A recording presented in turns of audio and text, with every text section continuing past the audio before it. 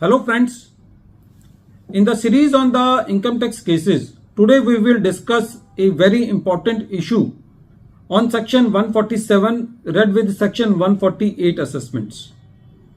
It has become a general practice on the part of the department to issue the notices under section 148 on the basis of the statement of entry operators.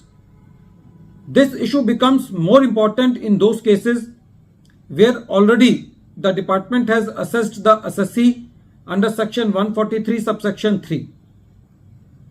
When assessment under section 143 subsection 3 is being done and again the notice under section 148 is issued, then there is a proviso to section 147 in the old law which says that it is the duty of the assessing officer to mention in the reasons that what assessee has not disclosed in the earlier assessment which was necessary for the assessment.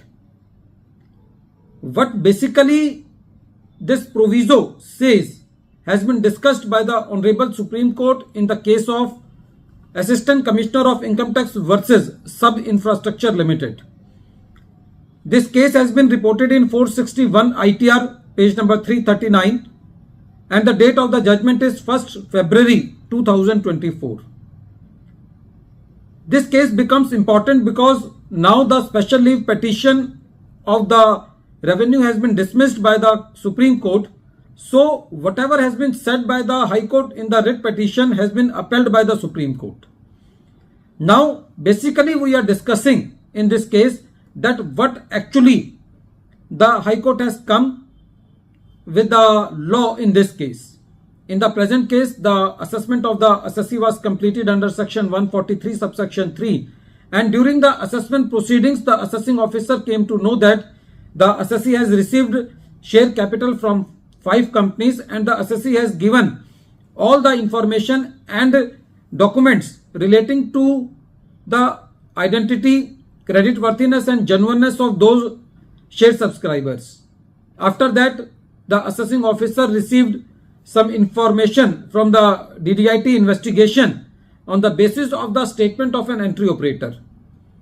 That entry operator has admitted in the statement under section 131 that entries have been given by the entry operator for some commission basis.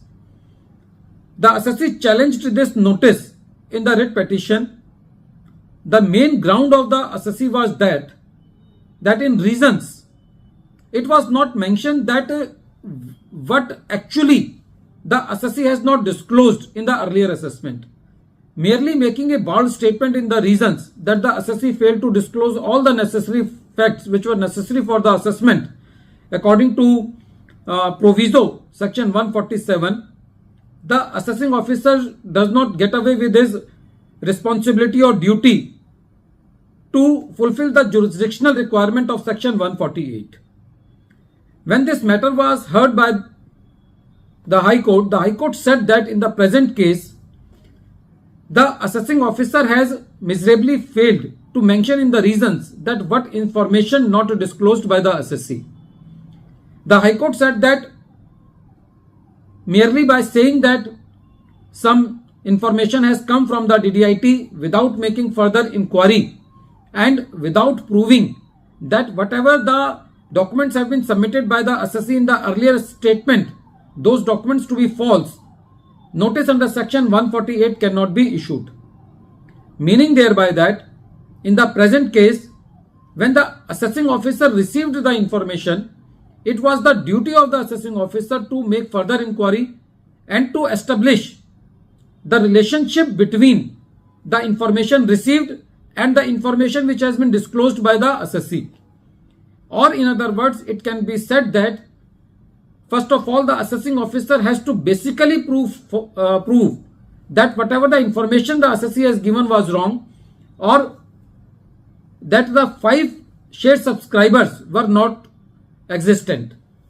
So in the present case, if the assessing officer does not tell in the reasons very clearly that what information the assessee has not disclosed, he cannot issue the notice.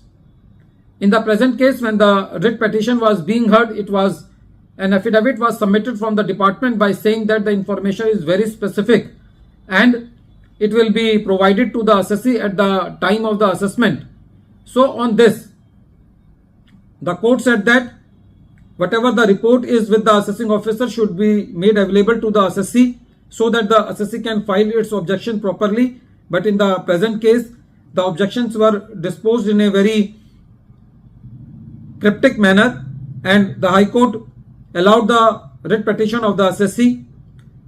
The revenue filed the special leave petition, which was dismissed by the Supreme Court. So friends, it becomes very important on the part of the revenue, especially in those cases where the assessment is already completed under section 143 subsection 3 and the revenue is going to issue the notice under section 148 just on the basis of some statements without giving the reasons that what the assessee has not disclosed in the earlier assessment. This is a jurisdictional requirement. If not filled, then the notice under section 148 is non-est. At the end of this video, once again I am repeating the name of the case. The name of the case is Assistant Commissioner of Income Tax versus Sub Infrastructure Limited, and this case has been reported in 461 ITR at page number 339. The matter has been decided by Honorable Supreme Court and the date of the judgment is 1st February 2024. Thank you friends.